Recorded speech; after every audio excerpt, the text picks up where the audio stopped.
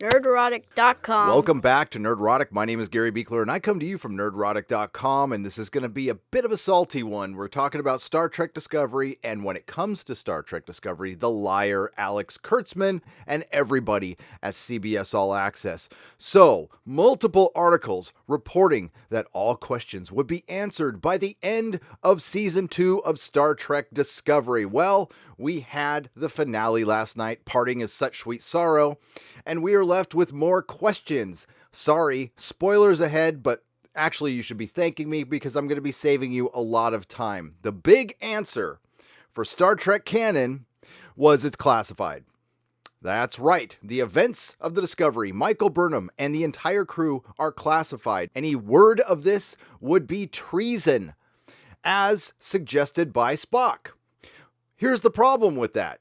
Right off the bat, why would you classify Michael Burnham's entire existence? Why would you classify her childhood? This still does not explain why Spock doesn't speak about her publicly.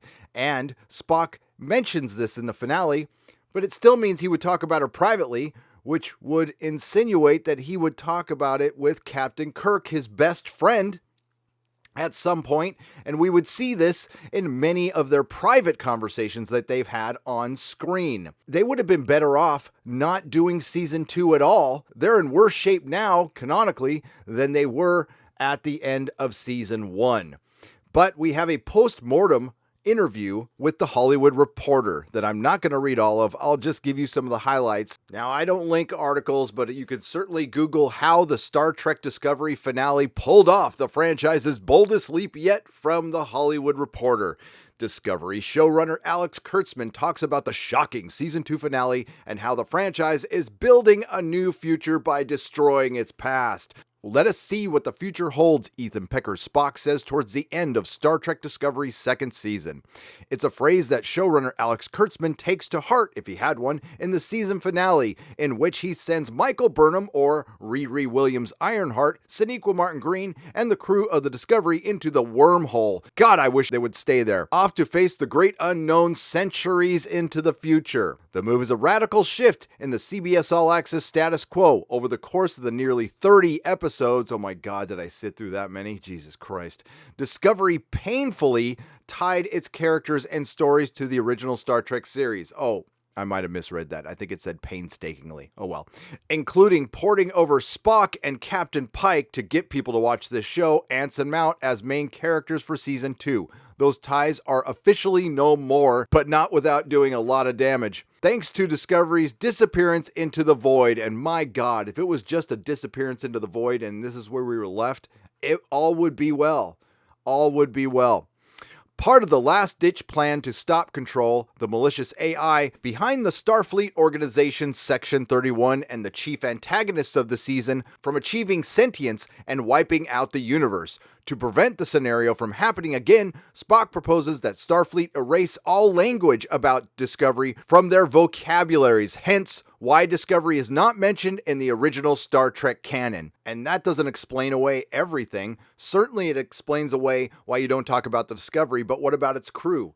Their entire lifetimes are classified. Fallopian Giorgio existed, and she's obviously going to come back for the Section 31 show that has not been ordered to series yet, by the way, as confirmed by Kurtzman right here. So what would you say is the status of the Section 31 show? Has that got a series order, or is it still pilot phase? How's that working? Eric and Boy are just breaking story now, and they're double dutying between Season 3 of Discovery and Section 31. So we're just breaking story, and the plan is to start shooting it as soon as we wrap Season 3. So you have a series order? We don't have a series order yet.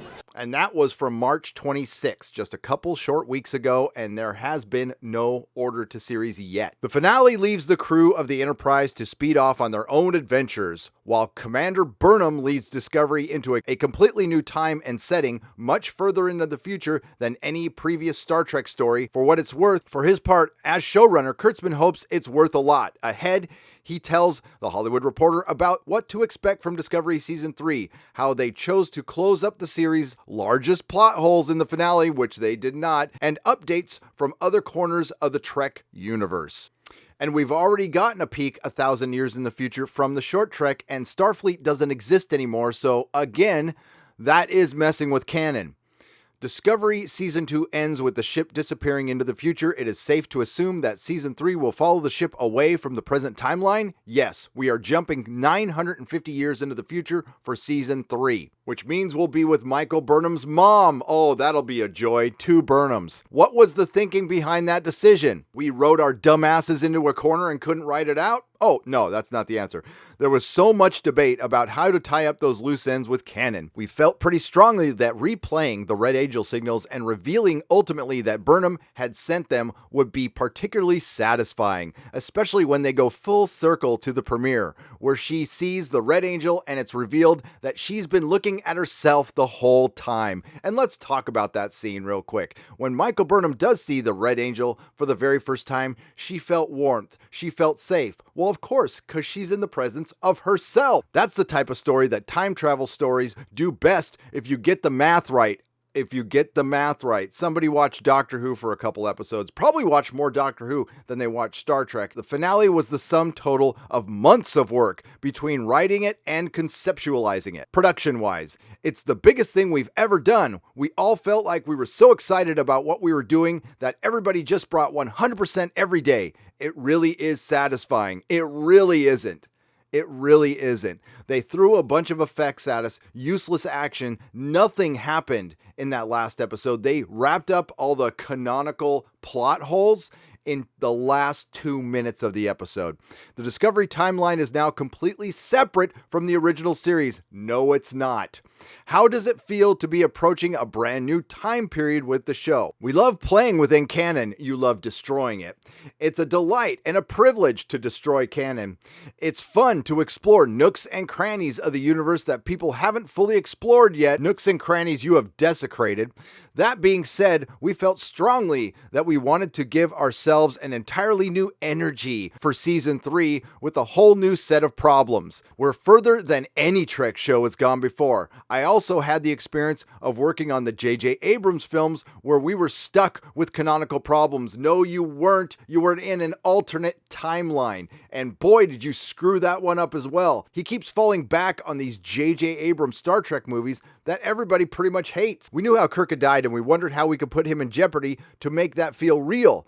That's what led us to an alternate timeline. Suddenly, we could tell the story in a very unpredictable way. That's the same thought process that went into jumping 950 years in the future. We don't know how to write. We're now completely free of canon. No, you're not, because Fallopian Georgiou does have to come back to Section 31 unless you're not doing the show. And we have a whole new universe to explore. Will there be any more crossover characters in the Trek series? He says basically no. After Discovery goes through the wormhole, the action surprisingly stays in the present timeline with the Enterprise. Was that your thinking behind the final act? Let's get into this because there's something particularly juicy in here. From the beginning, I had strong instincts. Kurtzman, you have no instincts. In my opinion, you're a thief. In the finale episode, you ripped off no less than 5 science fiction franchises, and of course, there's the tardigrades lawsuit from Anas Abdeen. I had strong instincts that I wanted to start the season with a sister talking to a brother and end with the brother talking to the sister. The season for me has been all about the relationship between Spock and Burnham. Everything culminates in the finale, and we come to understand that they've intended on spending eternity together. What kind of a brother-sister relationship is this? Once Discovery jumps through the wormhole and disappears, the suspense of not knowing what's on the other side will guide Season 3. Spock now has to deal with the aftermath and the emotional repercussions. Spock has to deal with the emotional repercussions.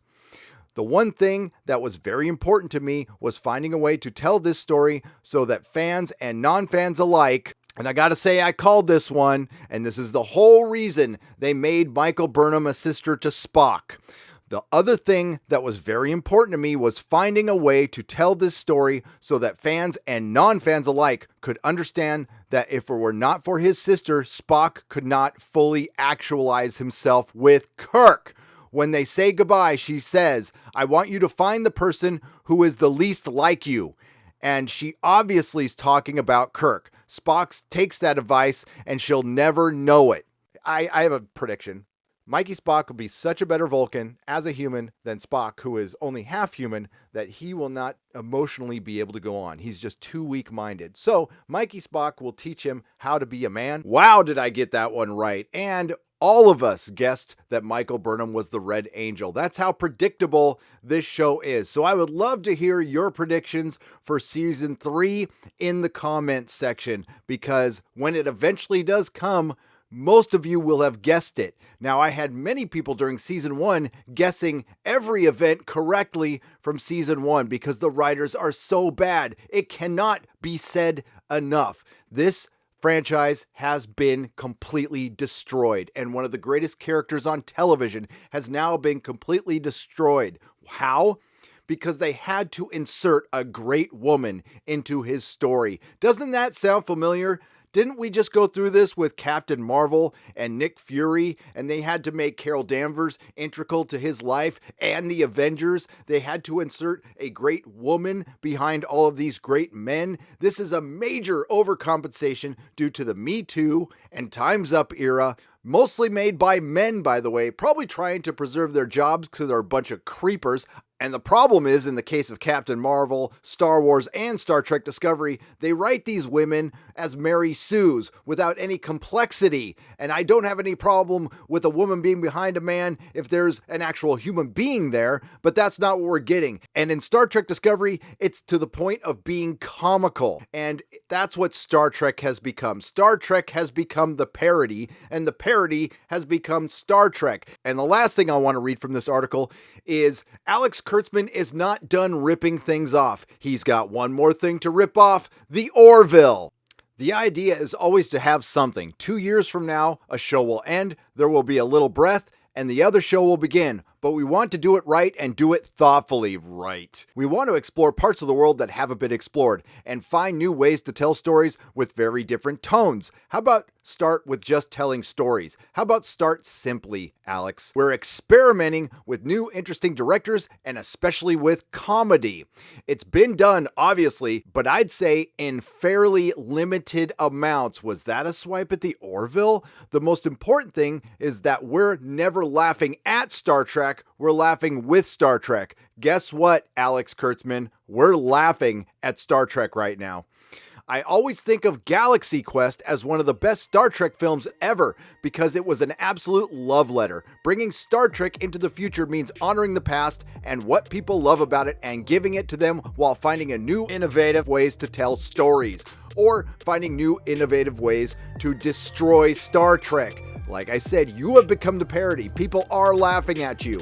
Unfortunately, they're laughing with Star Trek in the Orville. We will see what the future brings with Kurtzman's Star Trek. Kurtzman announcing a bunch of spin-offs and sequels is in his modus operandi. He did this with the Spider-Man franchise. He did this with the Dark Universe. Both canceled, so don't be surprised if you get a similar result. But as it goes right now, we are getting a Picard show led by Akiva Goldsman, so you can count on it being pretty damn bad, and that is really unfortunate. To bring back Patrick Stewart for Akiva Goldsman's Star Trek. Please like, share, and subscribe if you like what you heard. If you didn't like what you heard, hey, thanks for listening this long. Go to nerdrotic.com for my live stream schedule, and may the small folks sing songs of your greatness.